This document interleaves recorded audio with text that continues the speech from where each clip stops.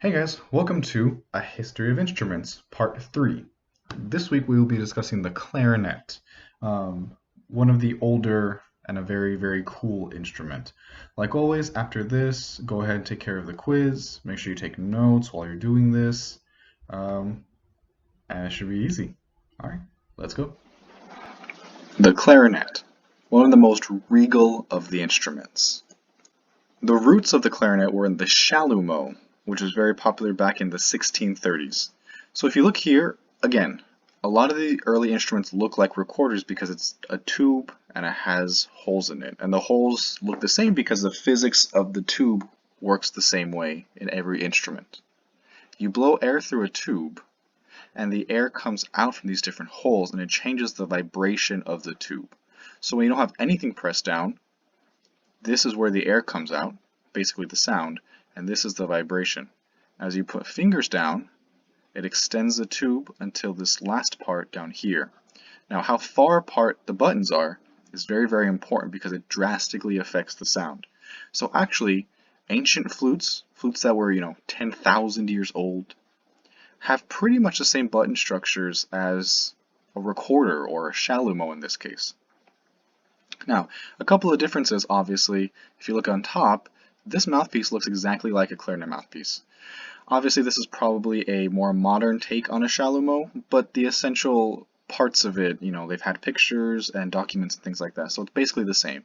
You have a mouthpiece up here with a reed and some kind of ligature here to attach the reed, a single reed this time because there's only one, and then it goes into the tube, which gives it a very distinct sound. Now, even on a Chalumeau, you notice it has this button here. This allows it to play a B flat. Otherwise, you can only get certain chromatic notes here. In 1700, Johann Christoph Denper added a register key to the clarinet. So one of the only issues with the Chalumeau, as much as it sounded beautiful and it played smoothly, when you tried to play higher on it, it sounded horrific. All what you would have to do is you'd have to overblow the instrument, meaning you'd have to blow too much air into it, and it would jump up a partial, much like on brass instruments. It would jump up a partial, but it sounded just bad. So what this register key did is that it added a button on the back of the clarinet, which you can't see here, but it added a button for your thumb, and it allowed the instrument to naturally go up. Now, on most instruments, like flute, you can overblow well. On a saxophone, you have what's called an octave key, raises an octave. On a clarinet, because of the physics of the instrument, the way the mouthpiece is, the shape of the instrument, it is not an octave key. It's called a register key because it raises it an octave and a fifth. So for instance, if you press down the fingers for G, okay, you have all the fingers down for G. When you push the register key down, it's going to jump an octave, which would be G, and then up a fifth. So G is 1, A is 2, B is 3, C is 4, and D is 5. So an octave and a fifth brings it up to a D, but way higher than the G.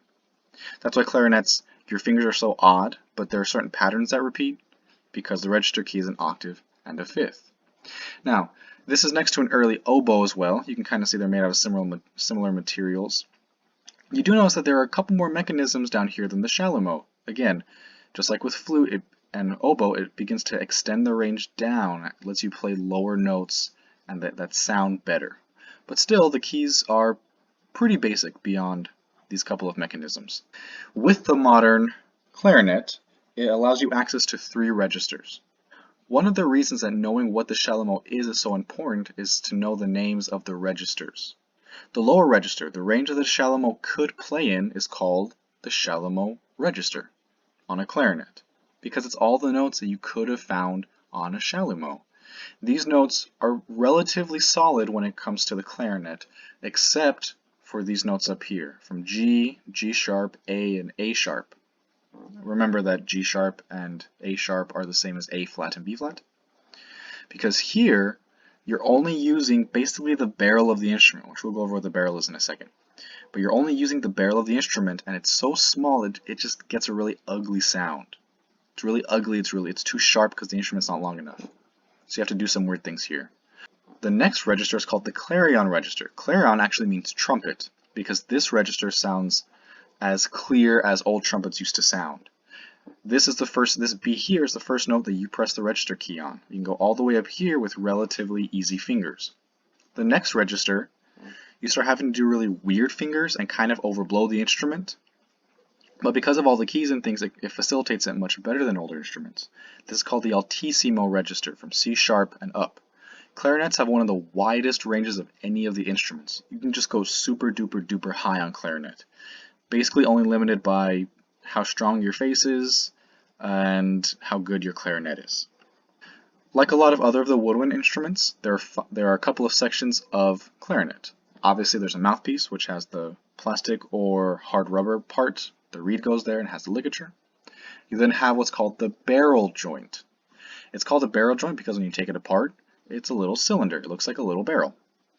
You have the upper joint here, the lower joint on the bottom, connected by a bridge key, and then you have the bell. So again, you'll notice these patterns because a lot of these instruments were developed at around the same time, and physics is physics. The way one instrument works is going to be the same way that other instruments work. The differences are sound. What kind of tone do you want out of an instrument? A single reed makes a different sound than a double reed, and it vibrates the tube a little bit differently. Whether it's cylindrical or conical, which I explained before, will affect the sound. The keys are a little bit different, but the physics are always going to be the same. When it comes to clarinet tuning, a couple of things can factor in. Clarinet's one of the only instruments that you can vary lengths of certain parts of it, depending on the clarinet. So making sure that your barrel is the correct length is really important. If the barrel is too long, the instrument's going to be too long than it's built to be, and it's all going to be flat. If the barrel is too short, it's going to be too sharp. Now with too short, you can pull out a little bit, but pulling out the barrel is not the best thing to do in the world, unless you desperately have to. Like any reed instrument, if it's too hard or too soft, that affects the sound a lot. Too soft, it's flat because it's not vibrating as hard. If it's too hard, it's sharp because it's vibrating too much. Okay, the vibrations are smaller, so they're faster. To tune the barrel, you want to play an open G and try to get that in tune. Now this note's going to be kind of ugly, and it's going to be a little bit sharp, but the closer you can get it in tune, the easier it is going to be to play that register. When you want to tune the middle joint, you play low C and high G, which have the same finger, albeit with the register key.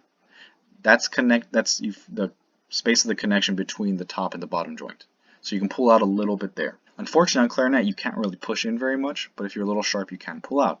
If you're flat, it's probably your face. To tune the bell, which is not something you have to do a lot, you check your low F and third space C, again, the same finger.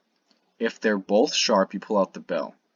Sometimes third space C will be a little bit sharp, or low F might be a little bit sharp, but if they're both sharp, you pull out the bell. And then you can check an E, we do that in band. If you need a general check of the instrument, you don't have time to check everything.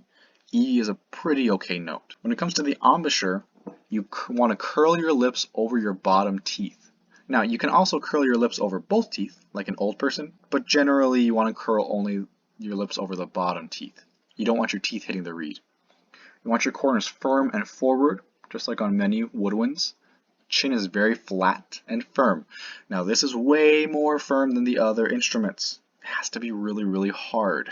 Okay, clarinet takes the most muscle in your face of any of the woodwinds. You want the mouthpiece anchored to your top teeth. You should not be able to move the mouthpiece. When it comes to articulation, clarinet is the only instrument that uses a T or a D all the time. On flute, you can change it, right? O versus ah. With oboe, it's all ah. And the brass are going to have differences too. But when it comes to clarinet, because of the physics of the instrument, you have to use T and D all the time. And trust the instrument for tone, trust the instrument for the register. You do not change your tongue for anything on clarinet. So T for firm articulations, D for softer articulations. If you let your tongue fall, you'll get this broad kind of honking sound. You'll notice a lot of beginners that have these really just kind of gross and spread sounds on clarinet. It's because their tongues are probably too low. It could also be that they're not supporting the mouthpiece enough with their corners and their chin. You don't want to bite down, but it needs to be very firm, just the physics of the reed and everything. Well, this is your brief intro to clarinet. Make sure you go into Blend, fill out the quiz. You can go back and listen to this if you need to, and I will see you next time.